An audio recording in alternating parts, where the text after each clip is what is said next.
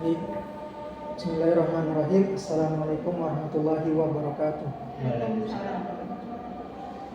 Puji syukur kehadirat Allah Subhanahu wa taala atas berkat rahmat dan hidayahnya kita semua dapat berkumpul hari ini dalam keadaan yang insyaallah sehat walafiat.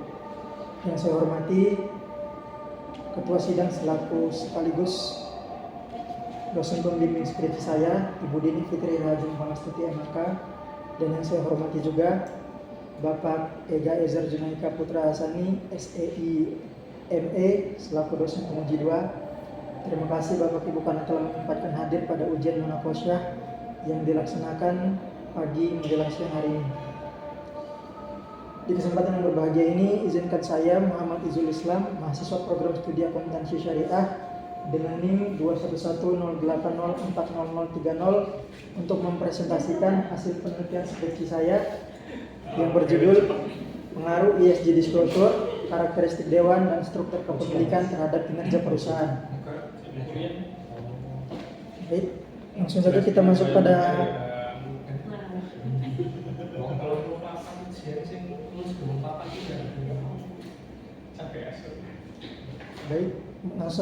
pada pembahasan yang pertama, yakni latar belakang. Penelitian ini dilatar belakangi oleh ditemukannya fenomena gap dan research gap dari hasil studi literatur dan observasi yang telah dilakukan oleh peneliti, di mana ada 3 gap utama yang mendasari penelitian ini. Yang pertama yaitu penelitian terdahulu memberikan temuan atau bukti empiris yang kontradiktif dan inkonsisten. Ada yang memberikan temuan positif dan ada pula yang memberikan temuan negatif ataupun tidak signifikan. Selanjutnya, penelitian dengan topik serupa cenderung atau dominan dilakukan di negara maju dan masih terbatas pada konteks pasar berkembang seperti Indonesia, khususnya di sektor pencemar berat seperti manufaktur dan pertambangan. Yang ketiga, penelitian terdahulu memiliki keterbatasan dalam pendekatan metode, di mana metode atau desain penelitian yang digunakan di penelitian terdahulu kurang variatif atau memadai untuk mencapai tujuan penelitian yang telah ditetapkan oleh penelitian terdahulu.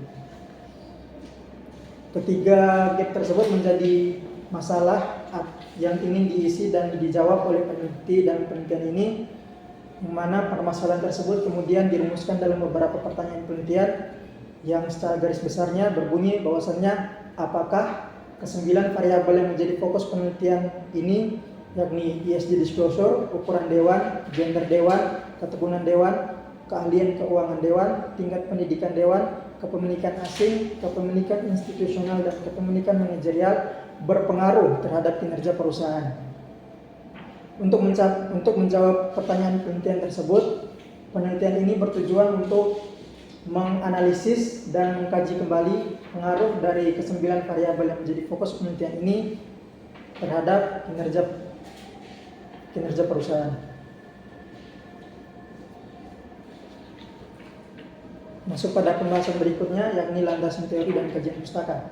Penelitian ini menggunakan 4 teori, 2 diantaranya yakni grand theory dan 2 lainnya ialah middle range theory.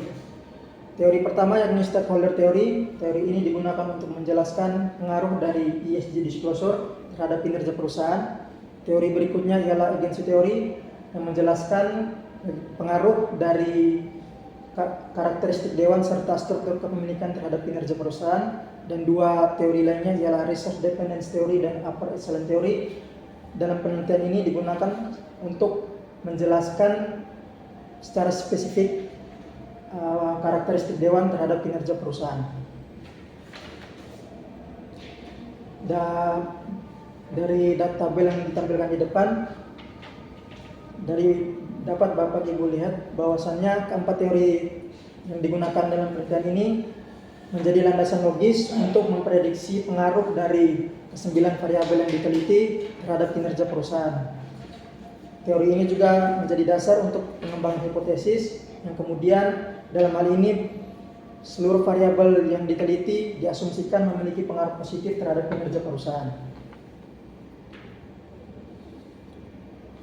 Masuk pada pembahasan berikutnya ialah metodologi penelitian.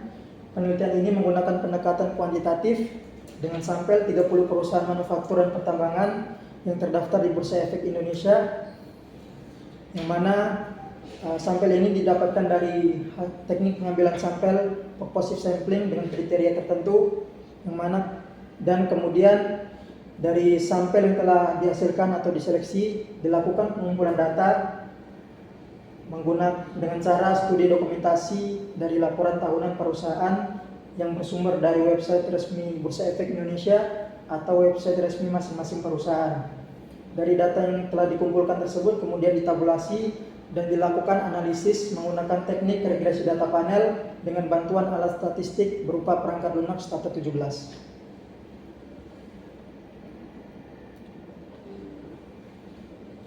Baik, dari tabel yang ditampilkan di depan dapat dilihat bahwasannya pengukuran dari semua variabel yang diteliti dalam penelitian ini diadopsi dari beberapa penelitian terdahulu yang menjadi rujukan utama peneliti dalam penelitian ini. Masuk pada bagian berikutnya ialah hasil dan pembahasan. Tabel di depan merangkum hasil regresi dari setiap hipotesis yang mana menunjukkan bagaimana pengaruh dari ke-9 variabel independen terhadap variabel dependen. Dalam hal ini ialah kinerja perusahaan yang diproksikan menggunakan 3 indikator, yakni NOA, NOE, dan Tobin Skew. Warna hijau menunjukkan pengaruh positif signifikan, warna merah menunjukkan pengaruh negatif signifikan, dan warna kuning menunjukkan tidak ditemukannya pengaruh signifikan antara variabel independen terhadap variabel dependen. Lebih lanjut dari hasil uji hipotesis yang telah dilakukan ditemukan beberapa temuan kunci atau unik. Di antaranya ialah ESG disclosure, pilar social disclosure, lalu ada gender dewan dan pendidikan dewan, menolak hipotesis yang telah diajukan di awal pada bagian pengembangan hipotesis, di mana hasil yang ditunjukkan ada yang berpengaruh negatif dan ada pula yang tidak memiliki pengaruh signifikan. Temuan uniknya yaitu pendidikan dewan yang diasumsikan memiliki pengaruh positif, justru pada hasil penelitian ini menunjukkan hasil negatif. Hal ini disebabkan oleh pendidikan formal tinggi menciptakan diskoneksi antara keahlian teoritis dan kebutuhan praktis di sektor teknis seperti sektor manufaktur dan pertambangan. Adapun penjelasan lainnya ialah karena dengan tingkat pendidikan dewan yang semakin tinggi, kompensasi yang diberikan kemudian akan lebih besar daripada dewan dengan tingkat pendidikan yang lebih rendah, misal pada taraf S1 atau S2, dibandingkan dewan dengan tingkat pendidikan doktoral. Berdasarkan hasil pembahasan tersebut, dapat disimpulkan bahwasannya pengaruh dari ESG disclosure, karakteristik dewan, dan struktur kepemilikan terhadap kinerja perusahaan di sektor manufaktur dan pertambangan memiliki pengaruh yang bersifat kompleks dan kontekstual, di mana hasil dari pembahasan yang dia asumsikan memiliki pengaruh positif justru memberikan temuan-temuan unik yang mana sebagian menolak hipotesis yang telah diajukan.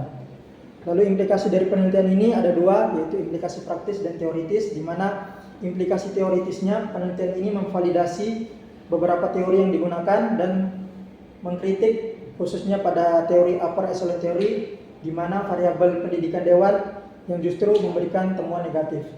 Lalu pada implikasi praktisnya, penelitian ini memberikan wawasan sesuai dengan tujuan penelitian yang dijelaskan di awal, bahwasanya penelitian ini akhirnya memberikan wawasan terkait wawasan bagi perusahaan, investor maupun regulator terkait evaluasi seputar ESG dan serta optimalisasi komposisi dewan dan struktur kepemilikan perusahaan.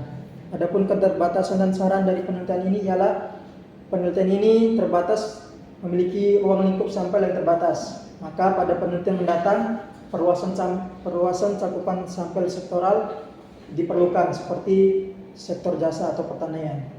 Keterbatasan berikutnya ialah penelitian ini memiliki potensi bias ketergantungan pada data ESG sekunder, di mana pada penelitian mendatang dapat dilakukan kombinasi metode kualitatif berupa data primer, di mana dapat digabungkan data sekunder dengan data dari hasil konten analisis.